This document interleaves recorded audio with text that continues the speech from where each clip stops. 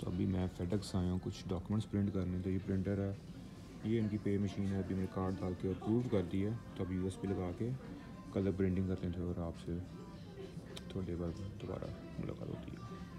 कह रहा है इंसर्ट USB, इसको इंसर्ट करें, कनेक्ट हो रही है।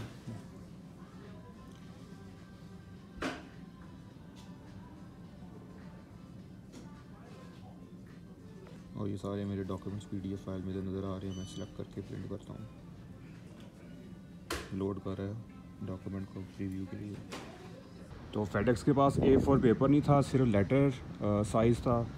और एम्बेसी की रिक्वायरमेंट है कि जो भी डॉक्यूमेंट प्रिंट करना है वो A4 में करना। तो मुझे याद है कि वॉल्स ग्रीन जो फार्मेसी है ना, इसके अंदर भी होती है प्रिंटिंग सर्विस होती है। तो हम यहाँ चलते हैं।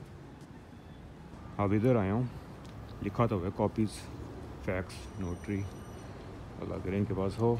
इनके पास पासपोर्ट जो है ना, जब आपकी सिटीजनशिप हुई थी तो इनके थ्रू भी बनवा सकते हैं आप।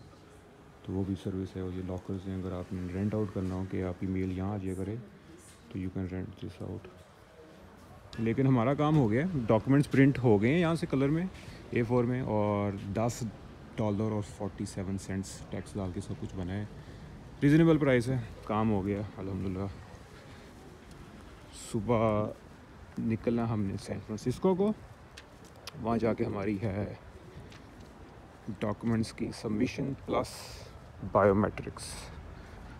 तो देखते हैं आपको क्लिप में वो कितने पार्ट सीरीज़ बनती है, लेकिन नेक्स्ट टाइम आपको सैन फ्रांसिस्को में मिलेंगे।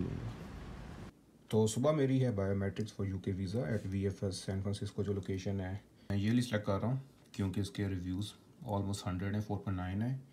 और इसके अंदर आप जाते हैं तो ये कह रहे हैं कि ऑन साइट स्टाफ भी है। 7 और 9 के बीच में इतनी बजे मैं पहुँच जाऊँगा। और looks really good. Book now में जाएंगे तो बेसिकली अब आपको ये दोबारा डिटेल्स बता रहा है कि 8 बजे के बाद एंटर हो जाना है आपने, और इससे पहले निकलना है आपने, क्योंकि ओवरनाइट पार्किंग अलाउ नहीं है यहाँ पर। और अगर चेकआउट में जाएंगे तो आपसे गाड़ी का मॉडल, आपकी नंबर प्लेट, आपका फ़ोन नंबर, और आप चेकआउट करेंगे तो आपको QR कोड आ जाता है जो आपने ऑन साइट जो होते हैं लोगों को जाकर दिखाना है। तो 3 इंस्ट्रक्शन कहते हैं कि आपने जाके अपनी स्पॉट हीरो की जो है QR कोड ऊपर है, मैंने स्क्रॉल डाउन किया, वो दिखाएं। आपको टिकट दे देंगे, तो आपने गाड़ी पार्क करनी है और जाते हुए वो जो है ना टिकट दिखा के लेकर जा सकते हैं। और ये फैसिलिटी है, इट डजंट अलाउ, देखें लिखा ना इन एंड आउट, की मतलब है कि अगर आपकी पूरी दिन की स्लॉट बुकिंग, ये नहीं गाड़ी बार बार आप लेके बाहर जा रहे हैं फिर वापस, एक बार गाड़ी एंटर हो गई तो वो वन टाइम एंट्रेंस फ़ीस की तरह वो है उसकी टिकट जो है। तो जो टोटल फ़ी है वो आई है $25.32, $22 की पार्किंग थी, सर्विस चार्जेस डाल के और टैक्स डाल के ये आ गया। अस्सलाम वालेकुम, welcome to the next day. आज मेरी बायोमेट्रिक्स की अपॉइंटमेंट है सैन फ्रांसिस्को में। इस वक्त 7:10 हो रहे हैं। इस वक्त मैं सेंटा क्लारा में हूँ। अंदाज़न 1 घंटा 10-12 मिनट आ रहा है गूगल के ऊपर, लेकिन मैं अभी देख रहा था क्योंकि SF को 2 रास्ते जाते हैं सैन फ्रांसिस्को को, हाईवे 101, हाईवे 280, दोनों पर ही कोई शहजादा, जिस तरह वो सिंधबाद में नहीं होता बम्पर वाली गेम तो होती है, वो खेल रहा है कोई, तो 2 एक्सीडेंट नज़र आ रहे हैं मुझे। कॉमन चीज़ है ये, इधर सुबह मॉर्निंग और जो इवनिंग की वापसी में लोग ना एक दूसरे में गाड़ियाँ मार के उनको ईद मिल रहे होते हैं। तो खैरियत से पहुँचते हैं। बड़ा एम्पल टाइम है क्योंकि 10 बजे की मेरी बायोमेट्रिक्स है और अंदाज़न अभी भी 3 घंटे हैं। तो सुकून से पहुंच के अपनी जो पार्किंग हमने जो बुकिंग करवाई वहाँ जाकर गाड़ी पार्क करते हैं, डॉक्यूमेंट्स को एक बार दोबारा रिव्यू कर लेंगे, फिर आपसे मुलाकात होती है बाद में। अपना ख्याल रखें।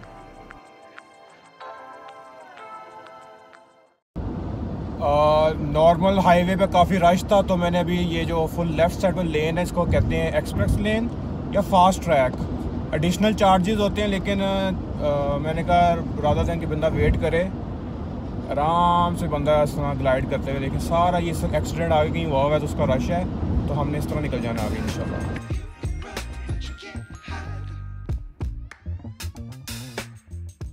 तो इस तरह बेसिकली ना प्राइसेस आ रही होती हैं आपके एक्सप्रेस लेन की, क्योंकि एक्सप्रेस लेन के लिए आपको अकाउंट बनाना पड़ता है, या तो अपनी आप नंबर प्लेट को रजिस्टर करवा लेते हैं या इनसे डिवाइस ले लेते हैं। मैंने अपनी गाड़ी की नंबर प्लेट कराई है, वो इजी है क्योंकि इनके जो कैमरे लगे हैं उसको स्कैन कर लेते हैं। अगर आपका अकाउंट नहीं बना होगा तो आपका फ़र्स्ट टाइम जो वायलेशन टिकट आई थी कि आपका अकाउंट नहीं बना, उसको बनाएं और अपनी जो ड्यू हुई आपकी जो सी टोल उसको पे करें, अदरवाइज़ वो फिर आपको फिर वायलेशन टिकट जो है ना उसको फ़ाइन में बदल देते हैं।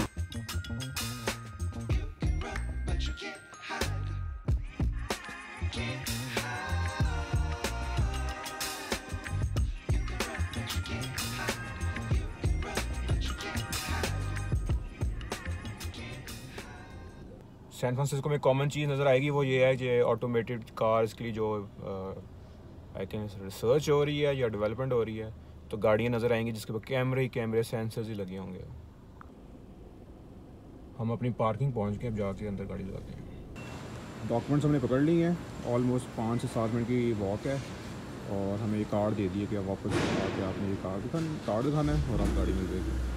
और ये पार्किंग है, इस तरह ये अंदर जा रही है कि सैन फ्रांसिस्को की स्काई लाइन है, like as compare to New York तो इम्प्रेसिव नहीं है, लेकिन स्टिल बे एरिया में सबसे ज़्यादा स्काई लाइन यहीं पर है। बुश स्ट्रीट के का बोर्ड नज़र आ रहा आपको, और इस तरफ देखें तो आपको सारा ये इस वक्त लोग दफ्तर ही जा रहे हैं, तो या लोग सूट्स में हैं या जो भी लोग जा रहे हैं कि बैजेस नज़र आ रहे हैं, तो सारे सबकी दौड़ें ये लगी हैं क्योंकि सब 9 बजे के करीब ऑफिस खुल जाने को। एक मैंने प्रीवियस वीडियो में मेंशन किया था कि पार्किंग जो इन्फोर्समेंट होती है वो काफ़ी स्ट्रिक्ट होती है, ख़ास तौर पर बड़े शहरों में जिस तरह सैन फ्रांसिस्को है। तो इस तरह की छोटी सी गाड़ियों में फेरे होते हैं हर वक्त। इन्हें आपकी जो है लाइसेंस प्लेट को स्कैन करना है, अगर आप वायलेशन कर रहे हैं तो ये आपको फ़ौरन उसी वक्त $300-400 की जो है ना टिकट दे के चले जाएंगे। काफ़ी रौनक वाला शहर है क्योंकि जहाँ से मैं आ रहा हूँ वहाँ तो या बिल्डिंग्स हैं या गाड़ियाँ हैं, बीच में बंदे नहीं नज़र आते। और ये आपको न्यूयॉर्क वाइब देता है, आपको फुटपाथ पर साइड वॉक्स पर लोग चलते हुए नज़र आते हैं। और इधर एक कॉफ़ी शॉप है ब्लू बॉटल के नाम से, तो अगर आपके एरिया में ज़रूर इसको ट्राई कीजिएगा। काफ़ी अच्छी इनकी कॉफ़ी है एज़ कम्पेयर टू, मैं तो स्टारबक्स से ज़्यादा इसको प्रेफर करूँगा, इतना अच्छी मुझे लगती है। तो आपने ज़रूर ट्राई करनी है अगर आपके एरिया में है। और हम चलते हैं VFS। तो दूसरी पार्किंग जो मैं आपको वो ऐप पर दिखा रहा था वो ये थी, राइट अक्रॉस VFS, लेकिन इसमें ऑन साइट स्टाफ ही नज़र आ रहा था। तो मैंने कहा कि जो उनसे इसकी बैक स्ट्रीट पर है, कोई इतनी वॉक करके तो नहीं आया, यहाँ से ही आएंगे घूम के, तो वहाँ हमने पार्क किया। और VFS वाला जो है ना वो बिल्डिंग ढूंढे क्योंकि वो एक होटल की बिल्डिंग में है और ये इलेक्ट्रिक बस है सारी यहाँ से। तो हम उसको ढूंढें और फिर जाके 5th फ्लोर पर जाके देखें ज़रा टाइम पहुँच गई है। फिर मेरी नज़र पड़ी है तो यहाँ पर एक ब्रिटिश क्लोथिंग ब्रांड और प्लस बार्बर शॉप है, तो आपके हिज मैजेस्टी और हर मैजेस्टी दोनों हैं। और सारा इन्हें ये लंदन वाइब की हुई इधर, क्योंकि उनकी एडवर्टाइजमेंट पढ़ रहा था, उसमें लिखा था कि hand made in London for the people of USA something. तो बिल्डिंग ढूंढ ली है 110, ये इस बिल्डिंग के अंदर है VFS। तो 15 मिनट पहले तक हम अंदर जा सकते हैं। तो इस वक्त हो रहे हैं 8:40, तो ऑलमोस्ट 1 घंटा हमने फिरना है। मैं सोच रहा हूँ कि कॉफ़ी पकड़ लेते हैं, पीछे वो ब्लू बॉटल से कॉफ़ी पकड़ते हैं। और बड़ी अजीब बात है कि उल्टा सीन होता है कि जब मैं सेंटा क्लारा से इधर आता था तो सेंटा क्लारा हमेशा सनी होता है और यहाँ पर बादल होते हैं, और यहाँ पर आज सूरज निकला हुआ है, उधर बादल थे। तो लेकिन बहुत खूबसूरत मौसम है, उसको पता था कि सैन फ्रांसिस्को के मैं आ रहा हूँ, तो उन्हें तैयारी की हुई मेरे लिए। अगर आप VFS सैन फ्रांसिस्को थोड़ा सा एक्सप्लेन कर देता हूँ। ये ट्रिनिटी स्ट्रीट है, चेस बैंक है, साथ ये खूबसूरत सी होटल बिल्डिंग है जिसके अंदर मैं आपको बता रहा था एक UK स्टोर है, बार्बर शॉप और क्लोथिंग के दोनों चीज़ों के है।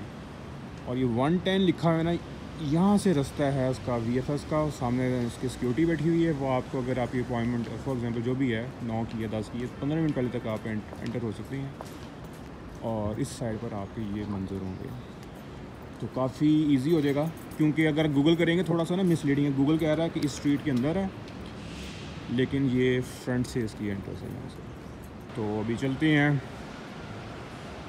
ब्लू बॉटल और वहाँ से जाके कुछ पकड़ लेते हैं, वहाँ फिर 1 घंटा वेट कर लेते हैं, बजाय कि स्ट्रीट पर फिरते रहें।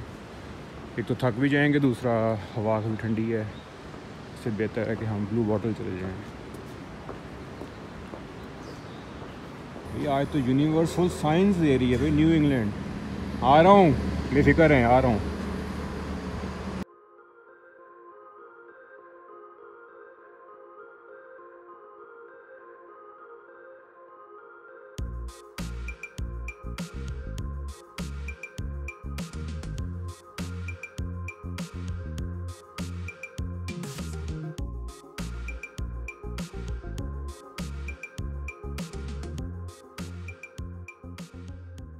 तो ये हमारा व्यू है।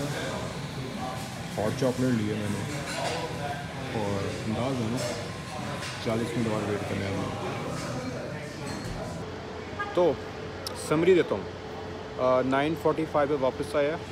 एंट्रेंस पर सिक्योरिटी बैठी हुई है, वो आपकी अपॉइंटमेंट चेक करती हैं। अगर जो भी अपॉइंटमेंट है, मेरी 10 की थी तो उन्हें 9:45 पे अलाउ कर दी मेरे को। 5th फ्लोर पर VFS है इस बिल्डिंग के अंदर।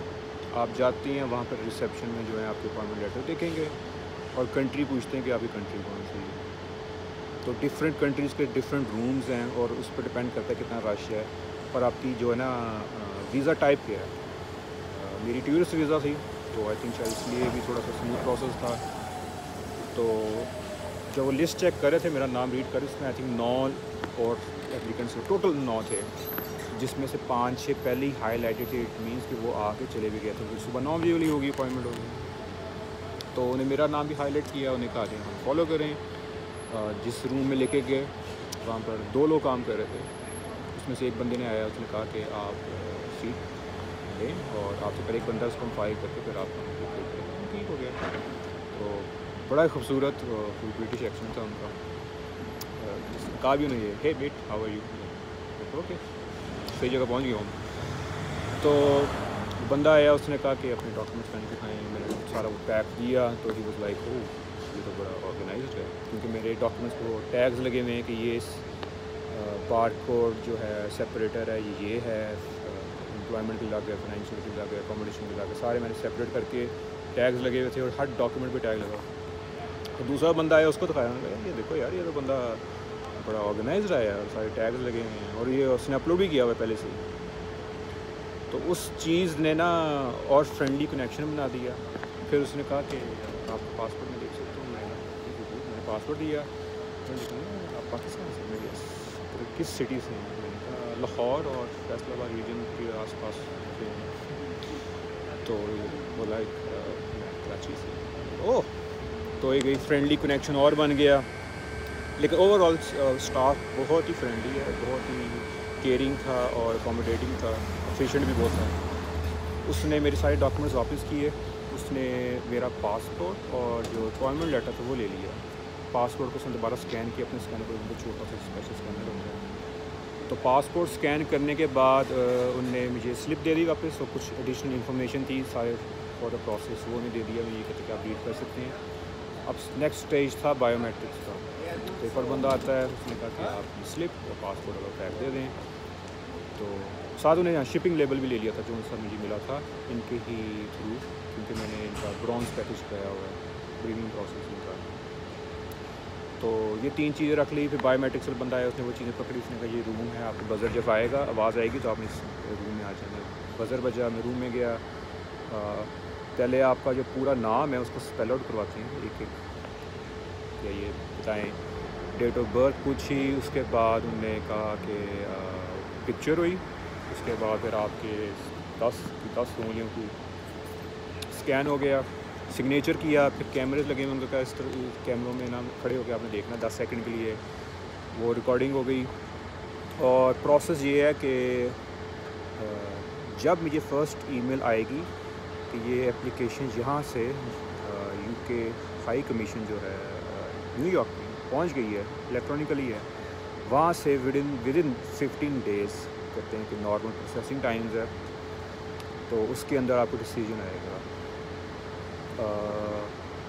हाँ, और अच्छी बात ये है, कहते हैं कि हम ना पासपोर्ट भेजते नहीं थे, यहीं पड़ा रहता है। जब हमें डिसीजन मिल जाता है हम यहीं पर स्टैंपिंग करेंगे और जिस दिन स्टैंप होता है, स्टैंप का मतलब है जिसमें उसमें स्टिकर लग जाएगा, उसी दिन हम शिप आउट कर देते हैं आपकी ही जो शिपमेंट लेबल है उसके साथ। तो आपको नेक्स्ट डे या उसके अगले दिन मिल जाता है। तो अच्छी बात है कि रादर दें कि ये पासपोर्ट भेजें फिर उनको मिले फिर वो स्टैंप करें वापस, क्योंकि न्यूयॉर्क जो है वो ईस्ट कोस्ट है। ईस्ट कोस्ट का मतलब है कि आज भी कोई चीज़ भेजो तो दूसरे तीसरे दिन वो चीज़ पहुंच रही है, तो टाइम नहीं ज़ाया हो रहा। तो ऑनलाइन मुझे नहीं पता इतने ज़्यादा हेटरेट क्यों थी और इतनी ज़्यादा इतने बैड रिव्यूज़ क्यों थे। मेरा ख्याल है अगर आप प्रिपेयर होके आएँ, अपने डॉक्यूमेंट सारे लेके आएँ और टाइम पर आएँ और तमीज़ से बात इनसे करें, तो ये भी अकोमोडेट करने ही बैठे हुए हैं और प्रोवाइडिंग सर्विस। तो अच्छा एक्सपीरियंस था। मौसम बहुत खूबसूरत हुआ है सैन फ्रांसिस्को का इस वक्त। तो ये छोटी सी एक समरी थी आज की बायोमेट्रिक्स की। तो होपफुली जब डिसीजन आता है उसको मैं टाइमलाइन को नोट करता रहूँगा। तो उसके नेक्स्ट पार्ट में जो है मैं आपको वो चीज़ बता दूँगा कि अगर आप यूके का टूरिस्ट वीज़ा अप्लाई कर रहे हैं फ्रॉम यूएस है, specially from the VFS San Francisco की लोकेशन से, तो आपको क्या टाइमलाइन एक्सपेक्ट कर सकते हैं। तो अब चलते हैं अपनी पार्किंग। वीडियो बनाते बनाते अब हो गए 10:35 हो गए हैं। गाड़ी निकालें और वापस चलें, क्योंकि मेरी एचआर से बात ये हुई थी कि अगर पूरा दिन लग गया तो ऑफ़ है, अदरवाइज़ मैं ऑफिस आ जाऊँ। तो 1.5 घंटे का रास्ता है, 12 साढ़े 12 तक पहुँच जाऊँगा। जाके फिर हम अपना वर्क डे स्टार्ट करते हैं, क्योंकि बिला वजह हम छुट्टी क्यों ज़ाया करें, वही छुट्टी हम अपनी यूके ट्रिप पर यूज़ कर लें।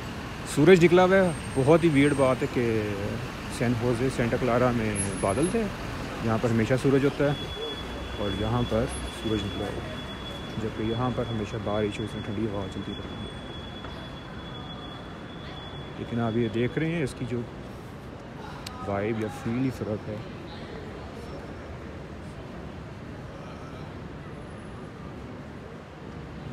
रिकॉर्डिंग नहीं रोकूँगा क्योंकि ये चीज़ जो है ये काफ़ी यूनिक है टू SF। और यहाँ हमारी पार्किंग है, कैफ़ेज़ हैं, चीज़ें हैं, एक बहुत ही लाइक वाइब्रेंट लाइफ होती है इस तरह की सिटीज़ की। हमारी पार्किंग देखा कितनी छोटी वॉक थी आपके लिए।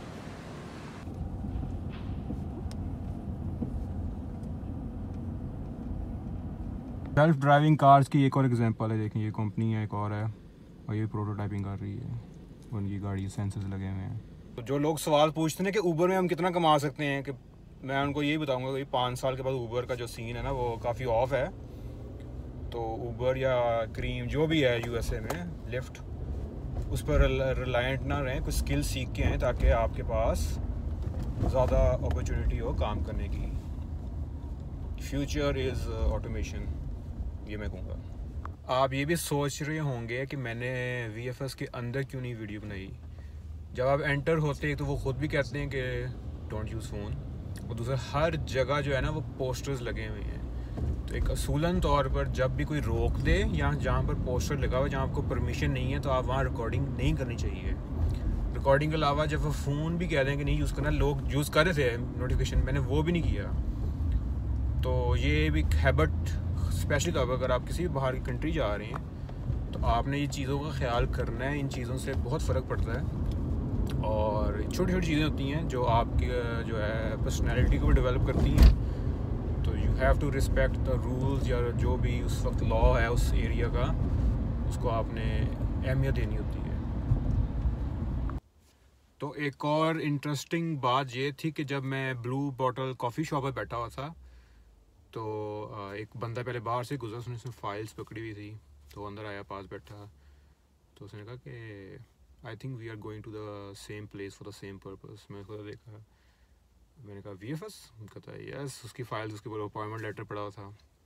तो बातचीत शुरू हो गई। एरिज़ोना का था, US बॉर्न अमेरिकन था, 55 या 60 का था।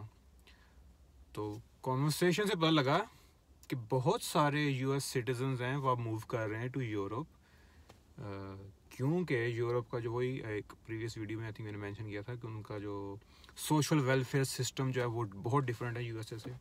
तो कहता है कि मैं थक गया हूँ यहाँ पर काम कर कर के, वही 9 to 5 रूटीन है, ये चीज़ें सारे जो इसने था।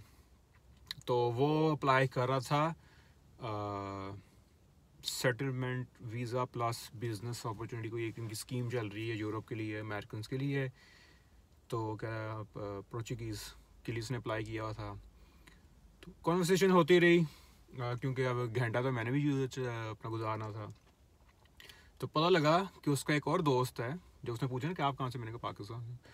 उसका दोस्त है, लाइक यू गैस, पाकिस्तान से था। फिर बात होती रही कि स्मॉल वर्ल्ड कि हम, कि वो एरिज़ोना से है, मैं सेंटा क्लारा से हूँ, हम दोनों वीएफएस आए हुए हैं। एरिज़ोना एक स्टेट डिफरेंट है, तो वो कह रहा कि हमारे एरिया में है नहीं वीएफएस का जो सेंटर जो पोर्चुगीज़ को प्रोसेस करता है, सिर्फ 3 है यूएसए में। तो सबसे पास जो था वो सैन फ्रांसिस्को का था। तो वही कहता कि कहते नहीं, किस्मत ने जो लिखा होता है लोगों को मिलाना और मीट करना। तो वो बता रहा था कि वो जो पाकिस्तानी जो बंदा था, तो जब कहता है मेरा जो दोस्त पहली बार बना ना, तो उसकी वाइफ की जो नर्सिंग टीचर थी उसकी अम्मी थी। तो कहता है कि मैं अभी ये सोच रहा था कि वो उससे कनेक्शन ये है और आपसे भी मिला हूँ, और पाकिस्तान से, और आप वीएफएस आए हुए हो। तो उसकी भी बिल्कुल 10 बजे वाली अपॉइंटमेंट थी, मेरे आगे वो था, लेकिन उसका कमरा अलग था क्योंकि मैंने यूके के लिए अप्लाई करना था, उसने किसी और कंट्री के लिए अप्लाई करना था। फिर इसी तरह हमें तीसरा बंदा मिला, तो वो डेनमार्क जा रहा था, तो उससे भी कौन बातें होती रही। तो इस तरह 1 घंटा जो था ना कॉफ़ी शॉप वाला, वो इन गुफ्तगू में ही गुजर गया। तो लेकिन सरप्राइजिंग फैक्ट ये था मेरे लिए कि हम लोग पाकिस्तान से लोग अमेरिका आ रहे हैं, अमेरिका से लोग यूरोप जा रहे हैं। तो मैंने कहा ये भी ठीक है, हर किसी का अपना, जहाँ पर जो रिज़्क लिखा हुआ है उसने वहाँ पहुँच जाना है। तो अच्छा इंटरेक्शन था, तो मुझे भी स्टोरी याद आई, तो मैंने कहा आपको शेयर करूँ कि ये मैंने चीज़ नोटिस की है। और जो यूके में जो मेरे से पहले थे और जो बाद में आए हुए थे बंदे, इंडियन नेशनल थे, और वो दूसरे उनके H1B वाले थे, क्योंकि वो अपना लेके आए थे, ट्रैवल डॉक्यूमेंट लेके आए थे, तो वो नज़र आ रहा था। तो अच्छा एक्सपीरियंस था। और अगर आप सैन फ्रांसिस्को साइट को यूज़ कर रहे हैं वीएफएस को, तो तैयारी करके आएँ, घबराना नहीं है, अल्लाह खैर करेगी और आपका अच्छा से प्रोसेस हो जाएगा। तो मैं उम्मीद करता हूँ आप लोगों को ये वीडियो पसंद आई। अगर वीडियो पसंद, hit the like button, channel को subscribe, hit the notification bell icon. अगर कोई आपके क्वेश्चन रिगार्डिंग द प्रोसेस या कोई वीडियो सजेस्ट करना चाहते तो कमेंट सेक्शन में और मेंशन करें। अपनी दुआओं में मुझे याद रखें। ज़िंदगी नहीं तो इंशाल्लाह आपसे दोबारा अगली वीडियो में मुलाकात होगी। तब तक मैं इजाज़त दें, अपना ख्याल रखें, बाय बाय, टेक केयर, अल्लाह हाफिज़, पीस आउट। अगली सीरीज़ आपको पता है फिर यूके की आएगी। I know you told your friend you're not okay, and tell me what's wrong and why you never said you felt that